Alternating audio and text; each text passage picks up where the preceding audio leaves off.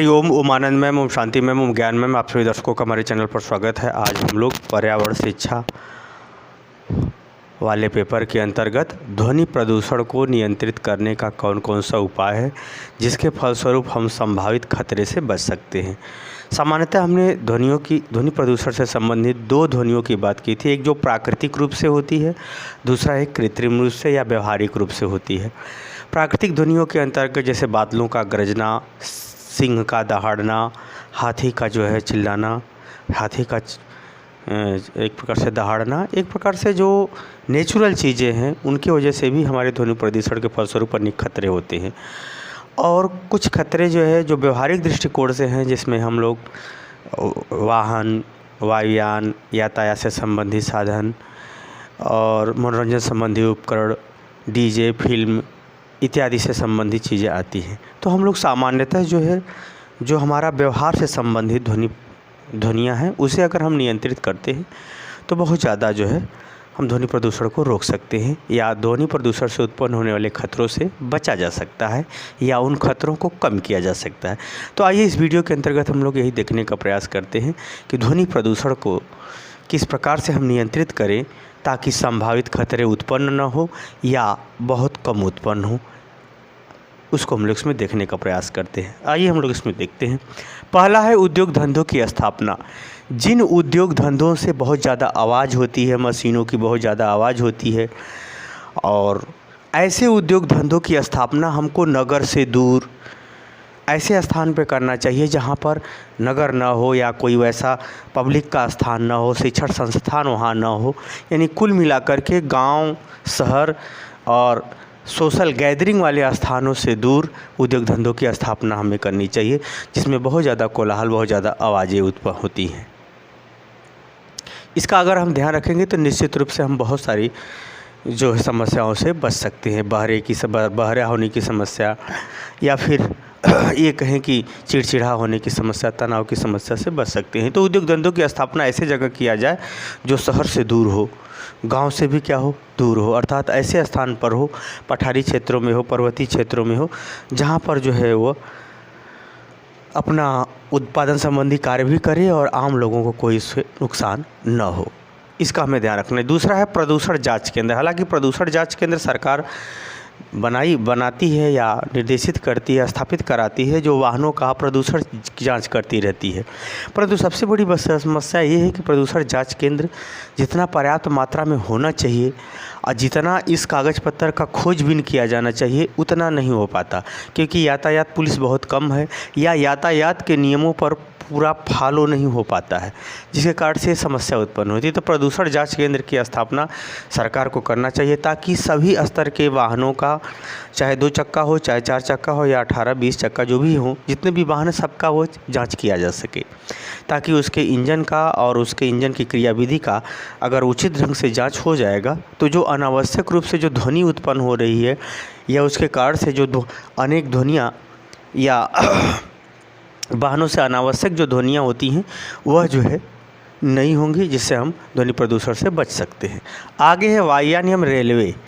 वायुयान बहुत ज़्यादा तेज़ी से आवाज़ करता है, तो वायुयान यानी जो एरोप्लेन को उतरने का स्थान होता है उसको भी गांव से और शहरों से दूर स्थापित किया जाना चाहिए, और रेलवे जो ट्रैक है इसको भी शहर से दूर स्थापित किया जाना चाहिए, या नगर के बाहर से ही रेलवे को आउटसाइड से ही निकाल देना चाहिए। शहर के अंदर ज़्यादा रेलवे का प्रवेश न हो, क्योंकि इन सब से जो आवाज़ होने वाली होती है या जो इनकी गतिविधियाँ होती हैं इसमें ध्वनि बहुत ज़्यादा होती हैं, और इनके हॉर्न भी काफ़ी तेज़ होते हैं। ये सब ध्वनियाँ भी होती हैं जिसके कारण से ध्वनि प्रदूषण बढ़ता है, या ध्वनि प्रदूषण से विभिन्न प्रकार के खतरे उत्पन्न होते हैं। इससे हम बच सकते हैं। तो वायुयान और शहर रेलवे संबंधी जो गतिविधियाँ हैं नगर से दूर स्थापित किया जाए तो इससे हम ध्वनि प्रदूषण को रोक सकते हैं या कम कर सकते हैं। अगला है वृक्षारोपण। जो हमारा हाईवे है, चाहे वह नेशनल हाईवे हो, चाहे राजमार्ग हो, चाहे स्थानीय मार्ग हो, अगर उस मार्ग के दोनों तरफ अगर हम घना वृक्षारोपण कर देते हैं तो 10 से 15 डेसिबल की ध्वनि कम हो जाती है उनकी। यानी जो उस रोड पर चलने के वाहनों के कारण से जो ध्वनि उत्पन्न होती है वह 10 से 15 डेसिबल हम कम कर सकते हैं। तो राष्ट्रीय राजमार्ग और जो भी मार्ग हैं उनके दोनों तरफ अगर हम घना जो है पेड़ पौधे इत्यादि अगर हम लगा देते हैं तो निश्चित रूप से वो ध्वनियाँ कम हो जाती हैं, वायु प्रदूषण भी कम होगा और ध्वनि प्रदूषण भी कम होगा, जिससे संबंधित जो समस्याएं हैं वो कम उत्पन्न होंगी। तो ये इसको ज़ोर शोर से स्थापित किया जाना चाहिए। हालांकि अभी जिस हिसाब से हाईवे बने हैं उस हिसाब से वृक्षारोपण नहीं हुआ है। तो वृक्षारोपण से भी हम ध्वनि प्रदूषण को कम कर सकते हैं या ध्वनियों की आवाज़ को हम कम कर सकते हैं, 10 से 15 डेसिबल कम कर सकते हैं। तो ये भी बड़ा महत्वपूर्ण है ध्वनि प्रदूषण को दूर करने में या अनावश्यक ध्वनियों को रोकने में। आगे हम बात करें साधनों में परिवर्तन। जैसे अगर हम बात करें ध्वनि प्रदूषण जो डीजल इंजन से संबंधित हैं या पेट्रोल इंजन से संबंधित हैं, उन वाहनों में ध्वनि प्रदूषण ज़्यादा होता है। तो ऐसे जगह पर हम अगर इलेक्ट्रॉनिक वाहनों का प्रयोग करें, रिप्लेस कर दें, उसके स्थान पर ऐसे वाहन का हम प्रयोग करें जैसे सीएनजी वाला वाहन का प्रयोग करें या फिर इलेक्ट्रॉनिक संबंधित हाइड्रोजन संबंधित साधनों का यदि हम उपयोग करें तो निश्चित रूप से हमारा ध्वनि प्रदूषण कम हो जाएगा। वायु प्रदूषण भी कम होगा लेकिन ध्वनि प्रदूषण भी कम हो जाएगा, जिससे ध्वनि प्रदूषण से उत्पन्न होने वाले जो विभिन्न प्रकार के खतरे हैं जिसका हम पिछले वीडियो में चर्चा किए हैं, आप प्ले लिस्ट में जाएंगे इस वाले पेपर के अंतर्गत तो मिलेगा, वे हम क्या कर सकते हैं, उस खतरे को कम कर सकते हैं। तो साधनों में परिवर्तन करना आवश्यक होता है जिससे हम रोक सकते हैं, ध्वनि प्रदूषण को कम कर सकते हैं। अगला है सरकारी नियंत्रण। सरकार का भी एक कठोर नियम बनना चाहिए कि ऐसे जो कारखाने हैं या ऐसे वाहन हैं या जो ऐसी गतिविधियां हैं जिससे ध्वनि प्रदूषण अनावश्यक रूप से फैलता है, चाहे वो डीजे हो, चाहे किसी उत्सव से संबंधित गतिविधियां हो, उस सब पर भी क्या करना चाहिए, सरकार को कठोर नियम बनाना चाहिए। क्योंकि जब तक नियम पर सरकार चेतेगी नहीं, सरकार ध्यान नहीं देगी, तब तक ध्वनि प्रदूषण को रोकना बड़ा कठिन होता है। तो कुल मिलाकर अगर सरकारी नियंत्रण, सरकार कठोर नियम बनाए, उस पर सज़ा दे या उस पर जुर्माना लगाए तो निश्चित रूप से हम क्या कर सकते हैं, ध्वनि प्रदूषण को कम कर सकते हैं, ध्वनि प्रदूषण से उत्पन्न वाले खतरे को घटा सकते हैं।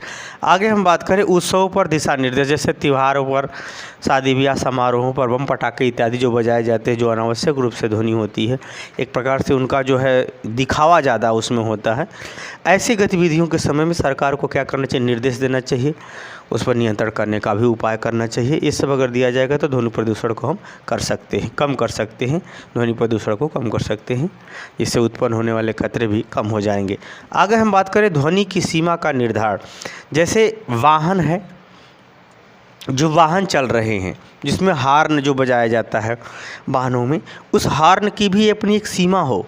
उस हार्न वाहनों के भी हालांकि हाईवे पर तो नियम है कितना स्पीड पे चलना चाहिए, इसके संग संग वाहनों से संबंधित जो उसका हार्न है उस पर भी वो नियम बनाना चाहिए कि नहीं, वो इतना से अधिक ध्वनि का आप हार्न यूज नहीं करोगे, रात में आप हार्न का यूज नहीं करोगे, या फिर ऐसे गतिविधियों से संबंधित नियमावली भी निर्धारित किया जाना चाहिए ताकि जो है ध्वनि प्रदूषण कम हो सके। सोए हुए अवस्था में लोग अगर बराबर ध्वनियों को सुनते रहेंगे तो बहरेपन की समस्या हो जाएगी।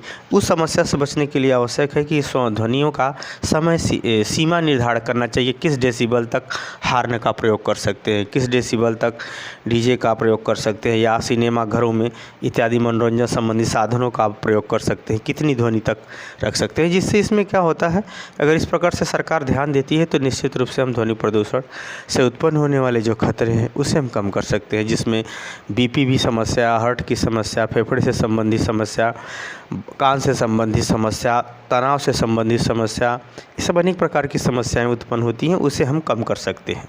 तो ये ध्वनि का निर्धारण होना चाहिए कि इतना से अधिक आप नहीं बजा सकते या नहीं चला सकते या नहीं वाहन में हार्न लगा सकते हैं, ये सब बातों का ध्यान रखना चाहिए। अगला है वन संरक्षण। जो हमने बताया प्राकृतिक जो वायु ध्वनि प्रदूषण होता है जिसमें शेर, अब जैसे जंगल है, जंगलों को अगर आप संरक्षण नहीं प्रदान करेंगे तो निश्चित रूप से जंगली जीव बस्तियों में आएंगे, वहाँ पर चिल्लाएंगे, लड़ाई मतलब एक प्रकार से नुकसान करना, जन धन की हानि इत्यादि उत्पन्न होने की समस्या हो जाती है।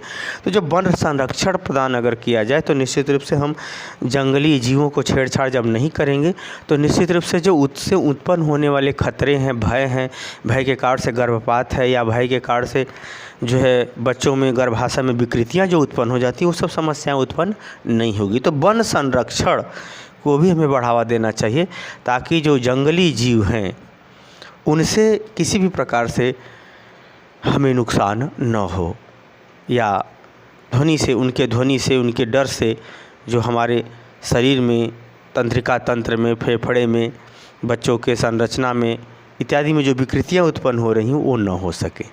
अब रह गई बिजली की बात, आकाशीय बिजली की बात, बादल की बात, तो उसे हम नियंत्रण नहीं कर सकते क्योंकि वो प्राकृतिक रूप से है। जहाँ तक हम लोग संभव हो सकता है हम ध्वनि प्रदूषण को अगर कम करने का प्रयास करते हैं तो अनेक प्रकार की खतरों से, अनेक प्रकार की बीमारियों से, अनेक प्रकार के तनाव से, अनेक प्रकार के जो है व्यवहारिक समस्याओं से हम लोग बच सकते हैं।